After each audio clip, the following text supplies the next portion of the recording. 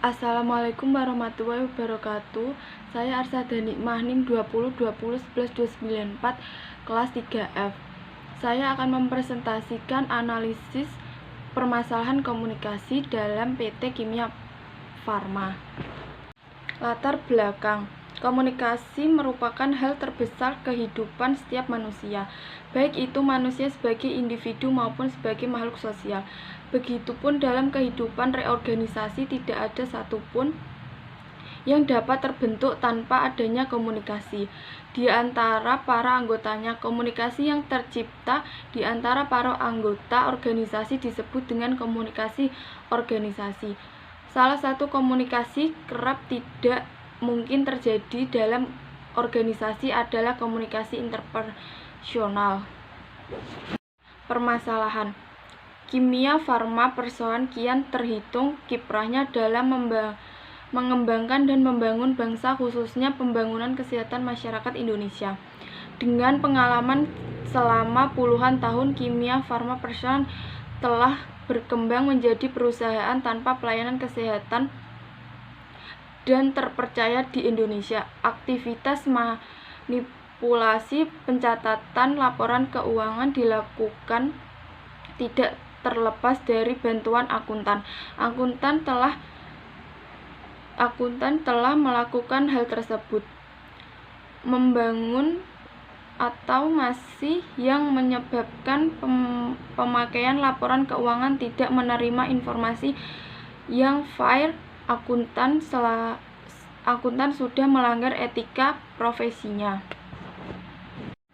Pengertian komunikasi bisnis: suatu aktivitas pertukaran informasi, gagasan, pendapat, dan inspeksi yang disampaikan secara personal atau impersonal melalui simbol-simbol atau sinyal tertentu sehingga didapatkan pemahaman yang sama antar pihak-pihak berkomunikasi.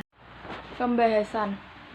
Pada awalnya, Kimia Farma adalah perusahaan industri farmasi pertama di Indonesia yang didirikan oleh pemerintahan Hindia pada tahun 1917. Kimia Farma pada awalnya adalah Wendel Redcam & Co. berdasarkan kebijaksanaan nasionalisasi atas eks perusahaan Belanda di masa awal kemerdekaan pada tahun 1958. Pemerintahan Republik Indonesia melakukan penyatuan sejumlah perusahaan farmasi NPF atau yang juga disebut perusahaan negara farmasi, Bhinneka Farmasi. Kesalahan penyajian yang berkaitan dengan persediaan timbul karena nilai yang ada pada daftar harga persediaan Menurut pendapat saya, kesimpulan laporan keuangan pada PT Kimia Farma Tbk disebabkan karena adanya kesalahan-kesalahan pencatatan maupun perhitungan. Namun ada juga pihak yang melakukan kecurangan dan kecurangan tersebut yang ada pada awalnya tidak terdeteksi namun pada akhirnya dapat terdeteksi. Kecurangan yang terjadi pada kasus manipulasi laporan keuangan PT Kimia Farma ini tidak terlepas dari bantuan akuntan yang mengerti, yang memahami dan mengelola laporan keuangan karena akuntan adalah orang yang ahli dalam mengatur dan mengelola. Langkah-langkah 1. Dalam kasus ini adanya kesalahan penyajian tersebut dilakukan oleh direksi periode 1980 dan sampai 2002. Berarti adanya kelalaian dalam pemeriksaan laporan keuangan tersebut.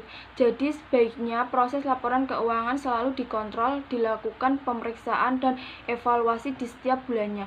Karena jika dilakukan pemeriksaan hanya setiap periode atau per tahunnya menjadi pada kasus manipulasi laporan keuangan PT Kimia Farma ini pasti tidak terlepas dari bantuan akuntan yang mengerti, yang memahami dan mengelola laporan keuangan. Pada manipulasi keuangan adanya kecurangan dilakukan oleh oknum akuntan tersebut sudah melanggar etika profesi karena yang harus bekerja secara profesional. Akuntan tersebut juga tidak memiliki rasa tanggung jawab akan profesi sebagai akuntan dan bekerja secara tidak jujur karena sengaja melakukan kecurangan sehingga memanipulasi laporan keuangan.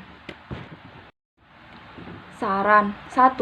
Sebaiknya proses laporan keuangan selalu dikontrol, dilakukan pemeriksaan.